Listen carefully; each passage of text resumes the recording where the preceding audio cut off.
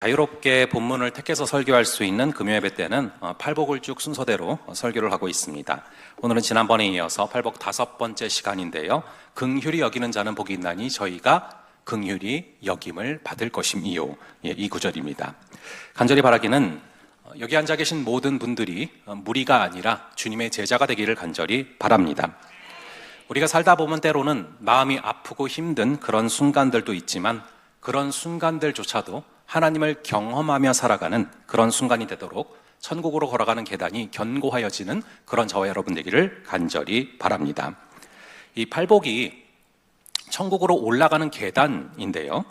이 팔복에서 앞에서 살펴봤던 4가지는 이 내면의 태도를 의미하고 있습니다. 그리고 이 내면이 갖추어지면 외적으로 저절로 나타내는 것이 바로 5번째부터 8번째까지의 복인 것이죠. 즉 1부터 4까지가 뿌리라면 그 뿌리가 심겨질 때 그 나무가 자라나서 좋은 열매를 맺는 것, 이것이 바로 다음번에 나오는 그런 5번째부터 8번째까지의 복인 것이죠.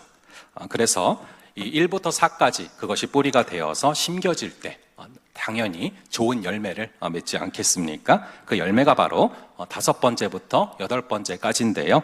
한번 이제 보시면은 정리를 해보겠습니다. 이 첫 번째는 심령이 가난한 자는 복이 있나니, 그리고 2번째는 애통하는 자는 복이 있나니, 그리고 3번째는 온유한 자는 복이 있나니, 그리고 4번째는 의에 줄이고 목이 마른 자는 복이 있나니다. 내면에 대한 것입니다. 그리고 이 내면의 뿌리가 깊이 박히게 되면 자연스레 5번째부터 8번째까지 이 복이 외적인 열매로 맺히게 되는데요. 그 중에 바로 첫 번째가 이 긍휼의 열매인 것입니다. 이 긍휼히 여기는 자는 복이 있나니 그들이 긍휼히 여김을 받을 것임이요. 그래서 오늘은 이 긍휼이란 단어가 핵심 키워드입니다. 이 긍휼이란 단어가 뭔지를 알아야 오늘 구절이 잘 이해가 될 수 있는데요. 예수님은 팔복에서 말고도 이 긍휼이란 단어를 자주 언급하십니다. 우리 한번 마태복음 9장 13절, 이 마태복음 9장 13절을 함께 한 목소리로 읽어보겠습니다. 시작. 너희는 가서 내가 긍휼을 원하고 제사를 원하지 아니하노라 하신 뜻이 무엇인지 배우라. 나는 의인을 부르러 온 것이 아니요 죄인을 부르러 왔노라 하시니라. 아멘. 이어서 한번 저희가 호세아서 6장 6절을 함께 읽어보겠습니다. 시작. 나는 인애를 원하고 하나님 아는 것을 원하노라. 아멘.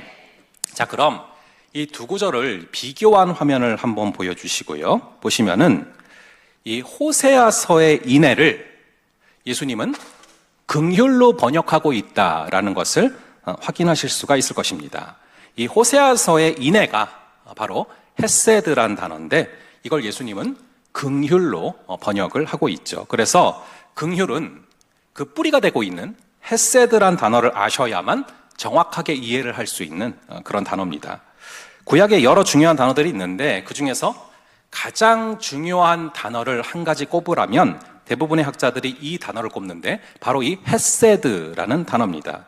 이 헤세드란 단어는 하나님의 마음이 무엇인지를 정확하게 한 단어로 나타내주는 그런 단어인데요. 우리가 성경을 통독하는 이유도 사실 성경을 통해서 하나님의 마음을 읽기 위해서 통독을 하는 것 아니겠습니까? 단순히 글자를 읽는 것이 아니라 문장을 읽는 것이 아니라 성경 속에 심겨져 있는 하나님의 마음을 읽기 위해서 우리가 성경을 읽는 것인데 이 헤세드가 바로 하나님의 마음이 무엇인지를 한 단어로 정확하게 나타내주는 단어입니다. 이 헤세드는 아까 본 이 호세아서처럼 인애라는 말로 가장 많이 번역이 되고 그 다음에 자비, 긍휼 이런 단어들로 번역이 됩니다. 즉 인애와 긍휼과 자비가 바로 헤세드란 단어인데 인애와 긍휼과 자비의 꼭대기에는 사랑이 있습니다. 즉 이 사랑이 수원지가 돼서 댐처럼 흘러나오는 것이 바로 인애와 긍휼과 자비인 것이죠. 우선 이 인애라는 단어가 익숙하지 않으실 텐데 이 인애라는 단어와 가장 흡사한 개념이 바로 은혜라는 단어입니다. 이 은혜는 어떤 보상을 바라지 않으면서 베푸는 사랑이 그런 인애라고 볼 수 있죠. 즉 하나님께서 인간에게 베푸시는 조건 없는 사랑, 이것을 인애라고 볼 수 있습니다. 근데 그 은혜의 개념과 인애의 개념, 이것이 일치한다는 것이죠. 즉 조건이 없는 하나님의 사랑의 속성이 바로 인애고, 이 인애에서 바로 긍휼의 마음이 나오게 됩니다. 이 긍휼은 누군가를 불쌍히 여기는 그런 마음이죠. 그리고 긍휼이 실제적인 행동으로 이어지는 것이 바로 자비입니다. 그래서 이것을 굳이 순서로 따져보자면 인애라는 하나님의 사랑의 속성에서 바로 긍휼이 나오게 되고요. 이 긍휼이 바로 자비로운 행동으로 나타나게 되는 것입니다. 그래서 이 긍휼은 우리 안에서 생성이 될 수 있는 속성 자체가 아닙니다. 그것을 우리가 기억을 해야 됩니다. 하나님의 속성이죠. 그래서 하나님께서 위로부터 아래로 우리의 심령으로 내려주셔야만 우리 안에 생길 수 있는 속성이 바로 긍휼인 것이죠. 저는 개인적으로 이 긍휼이란 단어가 제가 목회의 길을 계속 걸어갈 수 있는지 없는지에 대해서 가장 핵심이 되는 지표였습니다.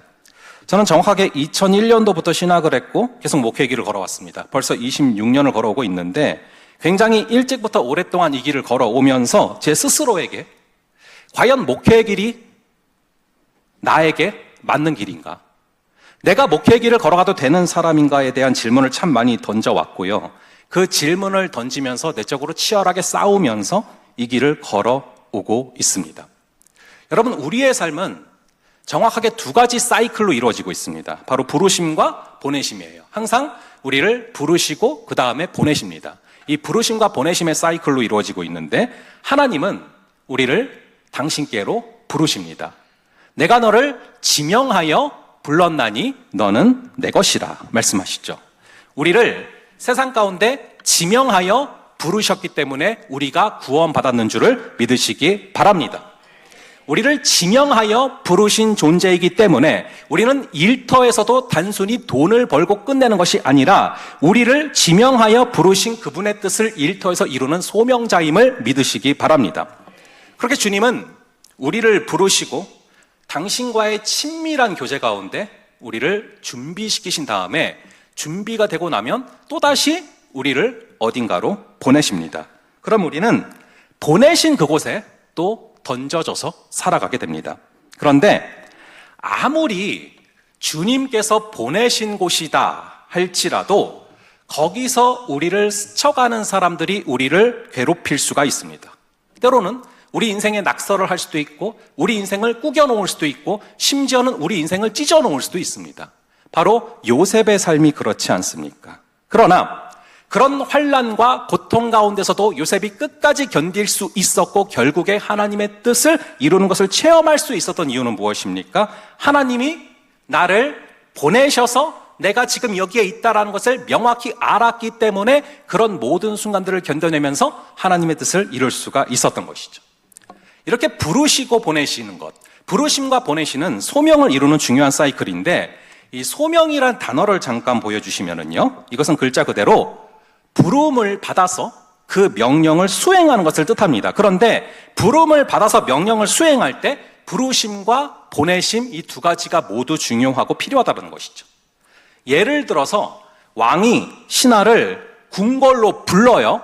그리고 어떤 나라의 대사로 임명을 합니다. 그때 궁궐로 부르는 것이 당연히 소명의 일환이죠. 그러면은 대사로 임명이 된 그 신하는 어디론가 보내져서 그 나라에서 대사로 살아가게 됩니다. 그때 타국으로 보내지는 것도 소명의 일환인 것이죠. 이렇게 보내심과 부르심, 또 부르심과 보내심이 유기적으로 결합이 되어야지만 이 소명이 이루어지는 것입니다.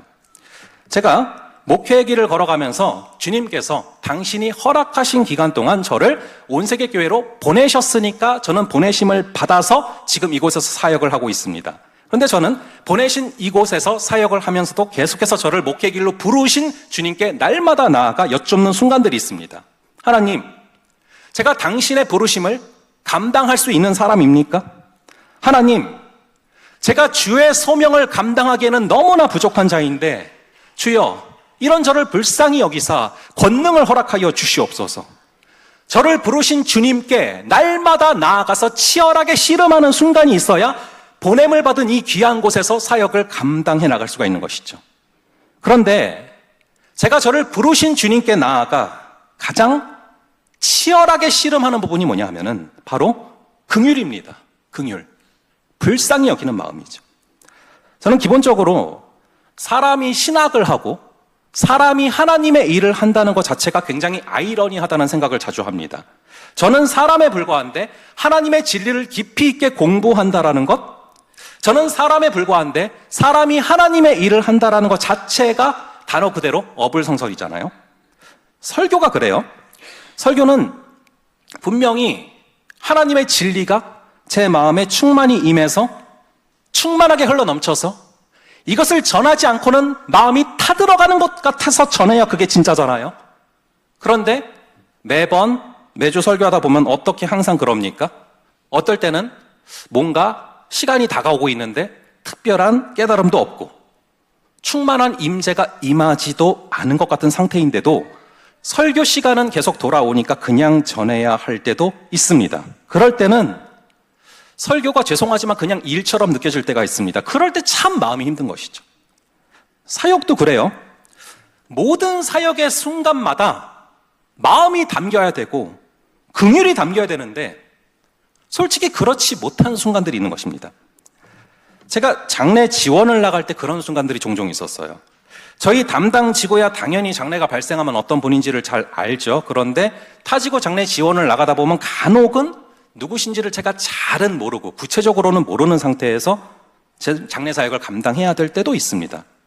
사실 장례가 아무리 천국의 소망으로 나아가는 시간이라 할지라도 장례니까 당연히 긍휼히 여기는 마음이 있어야 되고 같이 마음이 아파야 되는데 그런 마음이 없이 그냥 일로 느끼며 사역을 감당하고 있는 저를 발견하게 될 때가 있는 것이죠. 그게 너무 힘든 거예요. 그래서 저를 부르신 주님 앞에 나아가 주님, 제 안에 이렇게 긍휼이 없는데 제가 어찌 주의 소명의 길을 감당할 수가 있습니까? 고통스럽게 부르짖게 되는 것이죠. 그런데 얼마 전에 신기한 일을 체험을 했어요. 어떤 한 장례식에 갔는데 그 장례가 굉장히 가슴 아픈 장례식이었습니다. 저희도 막내를 낳다가 아내가 위급해져서 중환자실에 아내가 입원한 적이 있었는데 그날이 생각나면서 그날 제 심령 안에 제가 참을 수 없는 긍휼이 부어지는 거예요. 그리고 그곳에 계신 한 분 한 분의 유가족의 아픔이 마음으로 다가와서 그날 눈물이 나는 거예요. 그날 다시금 주님께서 깨닫게 하셨습니다. 영구가 긍휼은 너의 마음에서 너의 노력으로 생겨나는 것이 아니다. 내가 위에서부터 하늘에서부터 너에게 부어주는 것이다. 그러니 날마다 나에게 나와 내 안에 거하라. 그럴 때 불쌍히 여기는 마음, 스플랑크 리조마이의 마음을 내가 너에게 부어주고 긍휼히 여기는 헤세드의 마음을 부어줄 것이다. 그날 집에 가서 말씀을 묵상하며 책들을 읽다 보니까 이 헤세드라는 단어가 상대의 피부 속으로 파고 들어가는 능력을 의미하더라고요.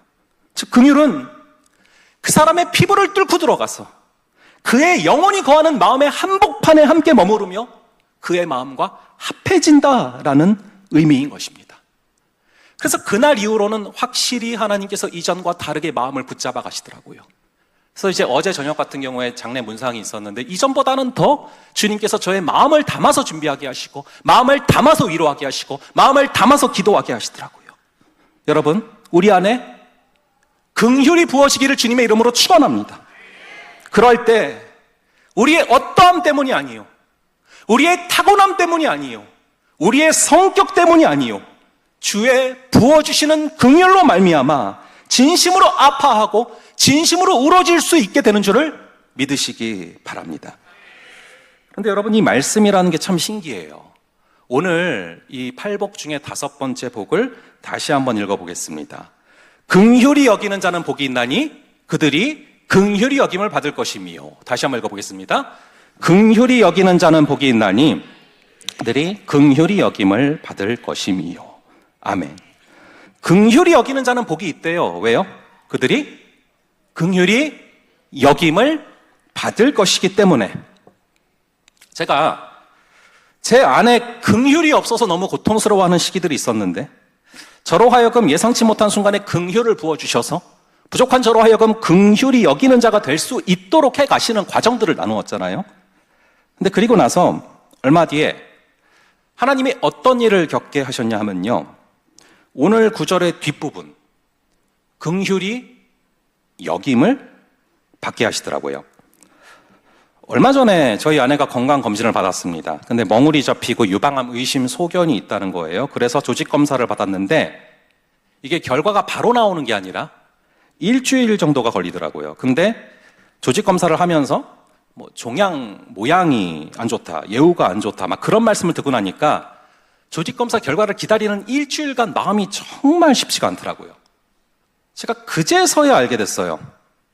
저희 성도분들께서도 저에게 암 의심 소견이 있으셔서 조직검사를 받으시고 나서 결과가 나쁘지 않기를 기도 부탁하시는 분들이 몇 분 계셨거든요.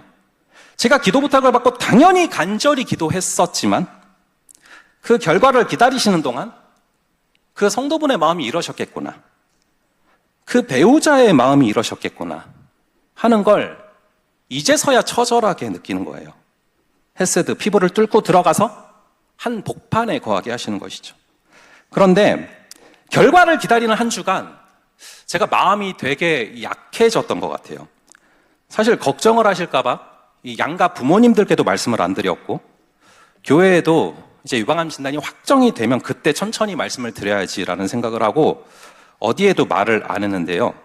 뭔가 마음이 계속 사람이 힘들어지다 보니까 조직검사 결과를 기다리는 그 주간에 그래도 나를 오랫동안 알아온 지인들에게는 좀 기도를 부탁을 해야겠다 생각이 드는 거예요. 그런데 마음의 힘이 없어지니까 뭐 연락해서 부탁하고 이럴 힘이 전혀 없어서 제가 한동안 페이스북을 거의 안 하다가 그 주간에 오랜만에 기도를 부탁하는 글을 쓰게 됐습니다. 근데 그 글을 새벽에 올렸는데 2시간이 있다가 생뚱맞게 갑자기 저희 교회 성도 한 분이 저한테 전화를 주신 거예요. 기도하고 계시다고. 제가 깜짝 놀라서 이제 그걸 어떻게 하셨나 생각을 해보니까 올해 초에 이제 몇몇 분이 이 페이스북 친구 신청을 하셔서 제가 수락을 해드렸었는데 시간이 지나면서 까맣게 잊고 있었던 거죠.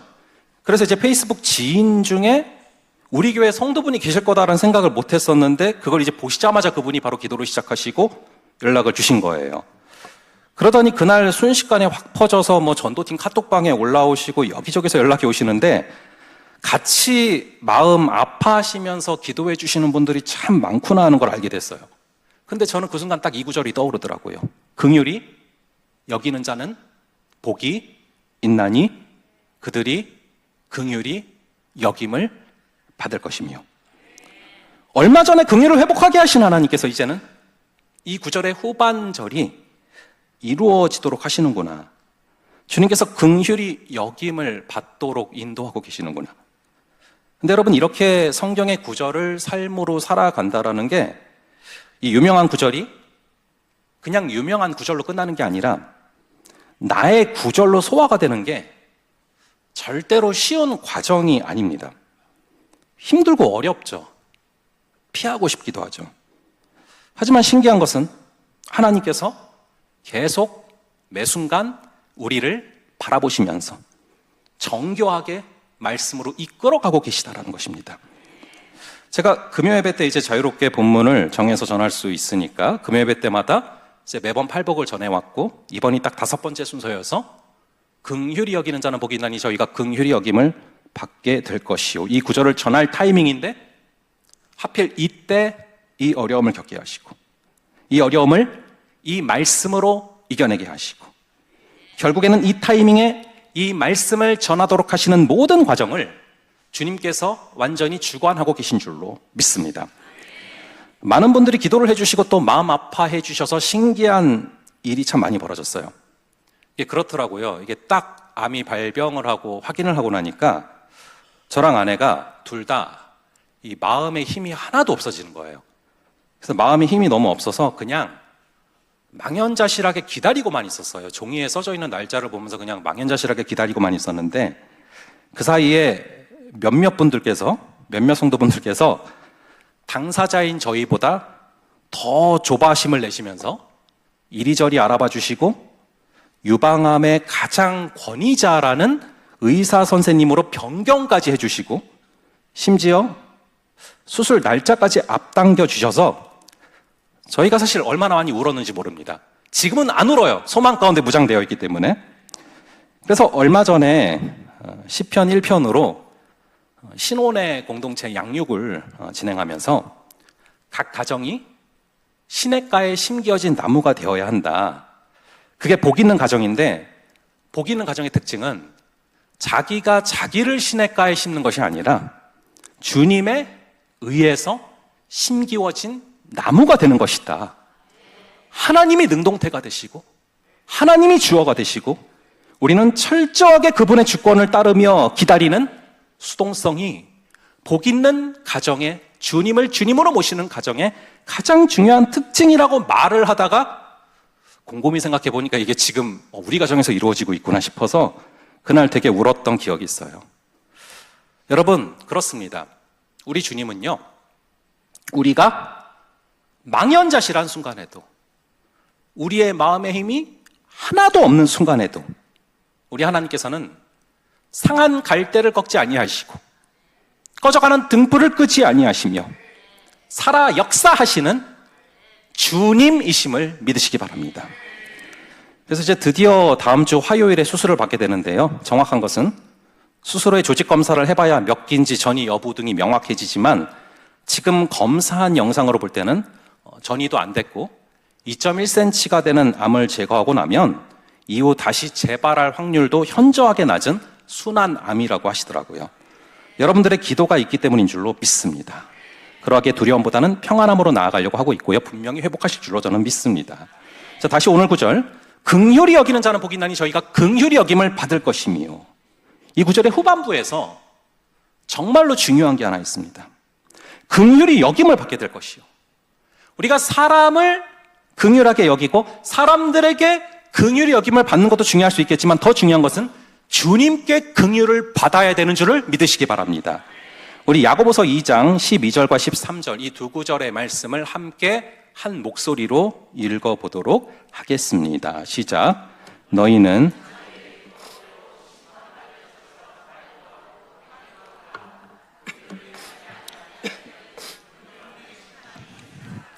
긍휼은 심판을 이기고 자랑하느니라. 아멘.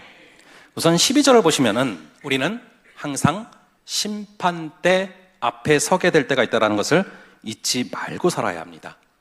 여러분, 끝이 어딘지를 알고 걸어가는 사람은 방향을 놓치지 않고 걸어갈 수가 있습니다. 그래서 이 요한계시록을 보시면은요, 우리의 마지막 때가 어떠한지를 아주 자세하게 기술하고 있는데요, 여러분 요한계시록 20장을 보시면 자세히 나오는데 예수님 분명히 재림하시는 그날이 있는 줄로 믿으시기 바랍니다.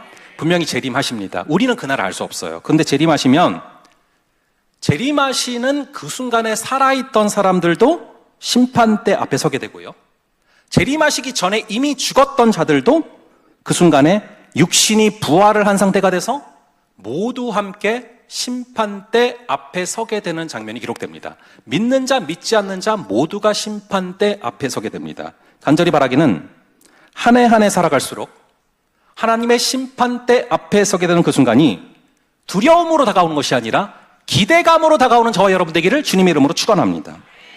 물론 인지상정으로 심판대 앞에 서게 되면 당연히 두려움이 생길 수밖에 없는데요, 그럼에도 불구하고 그날 거기서 그 두려움을 이길 수 있는 힘이 어디서 주어집니까? 그게 바로 방금 읽었던 13절인 거예요. 다시 한번 13절의 말씀을 함께 읽어보겠습니다. 긍휼을 행하지 않는 자에게는 긍휼 없는 심판이 있으리라. 긍휼은 심판을 이기고 자랑하느니라. 아멘. 긍휼을 행하지 않는 자에게는 긍휼이 없는 심판이 있대요. 거꾸로 말하면 뭡니까?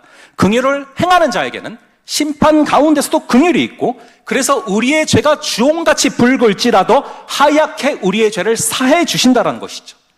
여러분, 심판에는 두 종류가 있는 것이죠. 긍휼이 없는 심판과 긍휼이 있는 심판. 이 긍휼은 불쌍히 여기는 마음이죠.